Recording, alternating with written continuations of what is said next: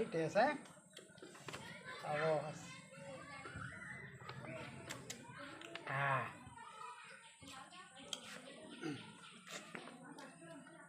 দাদা আর খাইতে হবে না, এখানে কি খেতে হবে না মানে? বাজেট শেষ তোমার। এই থাক, এই আর খাইতে হবে না। বাজার শেষ তুই বাজার বলতে শেষ। পারলি আমার থাল কেড়ে দিলে আমার এই কাছে। আমার খেয়েও না। তোর বাপ তো আমার কোনোদিন এরকম কথা বলিনি, আর তোর কোলে পিঠে মানুষ করে আমি কি করেছি।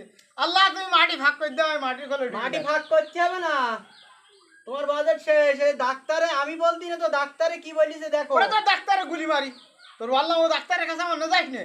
আমি জীবনে মশার ছড়া কারো রক্ত দেয়নি, আর ওরা 2-3 দিন ধরে আমার 1 সিলিন্ডার রক্ত বের করে নিয়েছে। ভাগ তো ডাক্তার ডাক্তার খাইতে হয় না, আমার কাছে আমি খাবো। ওই আমার বাজার ডাক্তারে শেষ। 1 সিলিন্ডার রক্ত দিত, ওই ডায়াবেটিস পরীক্ষা করিল। ওই ডায়াবেটিস তোমার বেশি।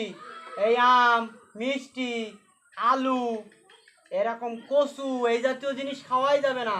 সর্বনাশ করেছে। তাতে আবার দুপুরবেলা অল্প ভাত, সকালে একটা রুটি, রাত্রিরে একটা রুটি, খাওয়ায়ও কন্ট্রোল। তুই আর কোনো চক্রান্ত করতি না তো? না, টাকা না, দিবি না। তো আমার সাথে? সত্যি সত্যি ডাক্তার বলি না। এই যে ডাক্তার বলি যে দেখো রিপোর্ট দেখো, ওরে বাবা রে, ডায়াবেটিস 17 পয়েন্ট। তোরাই বললাম ডাক্তারের কাছে আমার না যাইস না, ও ডাক্তার খারাপ, ওর কথাবার্তা খারাপ। ও আমার আগের দিন কি বলিছে, যে বলিছে তুই রুটি খাওয়া ভাত খাওয়া না, ওর বাপের ভাত খাই আমি, তুই ওই দলে যোগ দিছিস, তুই খাওয়া না আম তোর আম রাখ তো খাবো না, খেয়েও সব না। তোরা দুষ্টু সব। আমি বললাম ডাক্তারের কাছে না যাস নে, মাথা গরম হয়ে দিয়ে খাচ্ছিলাম একটু। এই যে ডাক্তার বললে তো আমি আমি করবো। রাখ, তো ডাক্তার যা রাখ তো, তোর ডাক্তার বলিস তোমার